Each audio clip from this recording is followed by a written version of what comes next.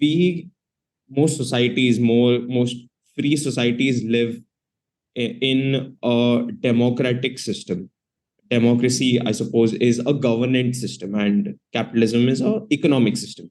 And these two worlds or these two ideas seem to coexist on the surface, at least in most free liberal societies. But can it coexist in a healthy fashion?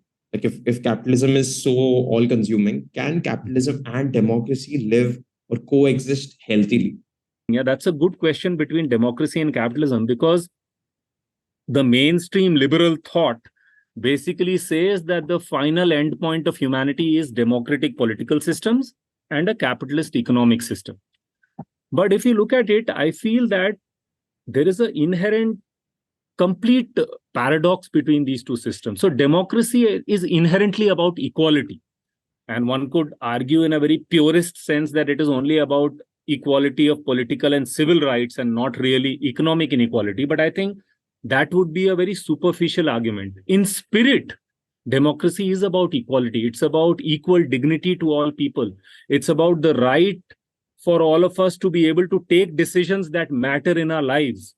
So the moment you have capitalism as an economic system, some of these things get eroded. Firstly, capitalism inherently does not care about equality. It is a system that is working for profit. But the competitive pressures in capitalism actually end up basically making corporates buy out democracies, as we are seeing everywhere. So they buy out legislation, they will buy out politicians, they will kind of buy out democracy itself. And so if you have a system in which producers are competing to stay afloat, they will look for all possible ways to ensure their survival. And one of the things that falls is because the state ideally is supposed to regulate capitalism. So you try to undo that by buying legislation, by buying politicians. And unfortunately, this electoral democracy where political parties need to fight elections, the problem is they also need money to fight elections. So there is some kind of a dovetailing that happens. So because there is a need for political, I mean, of course, we can organize elections in ways where elections are state funded and we regulate how money, but currently the way it is organized, political parties need money, and this money comes in return for favorable legislation, etc., which gets, so that I think is a big kind of problem between capitalism and democracy. In fact, I'll share another of my favorite quips. So Chomsky said this, that democracy and capitalism can't coexist. Noam Chomsky, right? Yeah, Noam Chomsky is a very famous linguist. Right. He's a public intellectual. So, and I joke in my classes that you don't need to be a Chomsky to see that democracy and capitalism can't coexist. So. There is one basic pushback would be this idea of equality, right? This idea of equality, a lot of people would push back the idea of equality as equality of opportunity. It need not be just blanket equality, right? And in an completely equal society where everyone owns equal, everyone has equal amount of money, the question would be lack of motivation. Like this idea of motivation. Because there is upward mobility, it motivates you. There's this dopamine rush, testosterone. No, I need to achieve more, Yeah. What is your take on this idea of equality of opportunity giving you this ability to move ahead?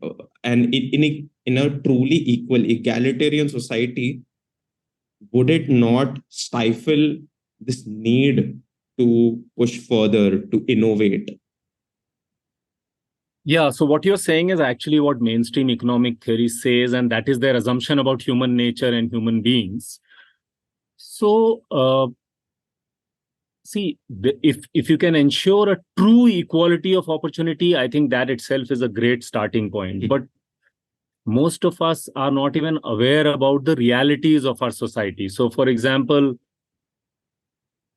we don't have good functioning educational systems or schools all across the country, right? So what equality of opportunity are we talking about? And even if you were to say, for example, ensure that everyone has the right schooling.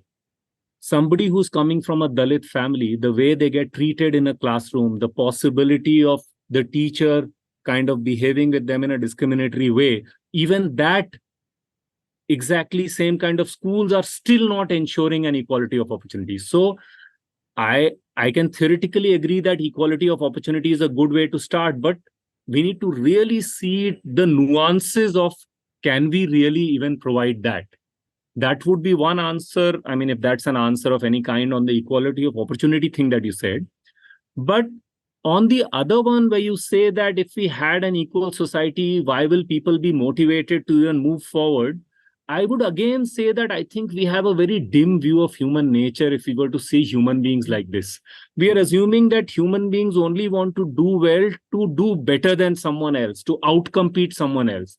That is again what I'm saying. We believe that it's either some kind of greed or lure or some kind of fear that motivates human beings. I think these are actually very suboptimal and poor motivators.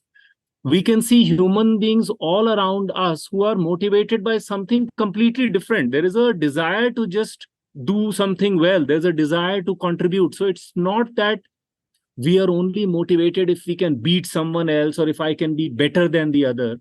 So my answer to that one would be that this understanding, both in economic theory and some sections of psychology, is a very poor understanding of the human being.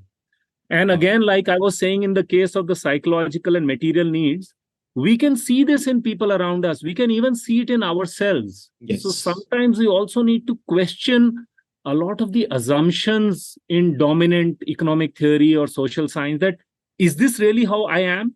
Is this really how people around me are? And I think we will be able to see through the limitations of some of those things, basically.